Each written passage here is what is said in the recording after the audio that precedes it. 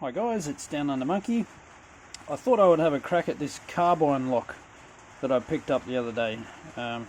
Really nice design features on it. Just a really nice looking, quality feeling lock. Nice brushed finish on the bottom. Anyway, this one is not allocated, so two of them are going out. I'm not picking the two that are going out. I don't like picking locks that I'm about to send to someone. So this one is not allocated. That's why I'm having a pick at it. So, works beautifully and has some pretty okay bitting on it too. Anyway, let's get stuck into it. So I'll go top of the keyway tension, and I will use this stunning beast, which is absolutely perfect for C4 keyways. So let's have a go, see if we can't get it open. 2 is binding. I suspect there's not going to be a lot of security pins in this. A lot of them get removed, I guess for reliability. I'm not really sure if spools become unreliable or if... Anyway, I don't know. I'm not going to speculate too much. I'm just going to pick this. Whoop, there we go. Well, that was nice and easy. Wow, I expected more of a fight with bitting like that. Alright, well, let's have a look inside. Should have done this on Thursday. I think it's Quick Pick Thursday. Anyway, it's Monday. I picked the Carbine.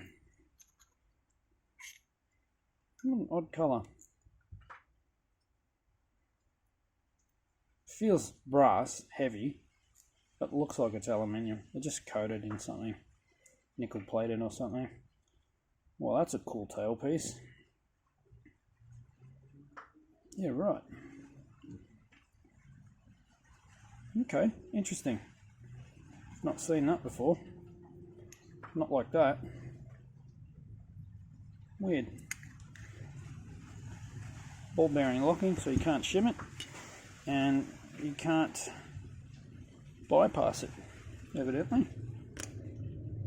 Nice lock. The two people that the other ones are going out to are very lucky. Follower. Now, I didn't feel any spools, so I'm not going to shim it. And there we have it. Is that countermilling? Probably not.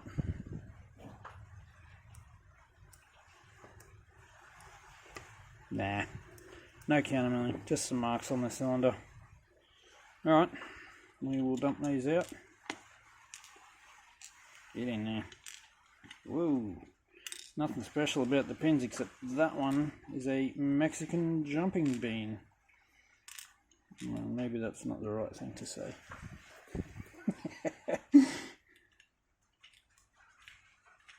It is a jumping pin. Alright, nothing special about those ones. They are just tapered on the top edges. You can see there, see in the light, there's a taper on them, tapered key pins. Easiest way I've found to deal with tapered key pins is just crank the tension on. Not too much, obviously, don't smash the lock to pieces. But if you put a little heavier tension than normal, you're less likely to overset. Well, that's my personal opinion. Whoa, another one of those jumping pins. I'm less likely to overset when I use heavier tension. But with heavier tension, you need a beefier pick, because otherwise you're going to bend the crap out of your pick. That's why I like this one. It's very robust. All standard pins, all standard springs. I did not expect anything different, to be quite honest. And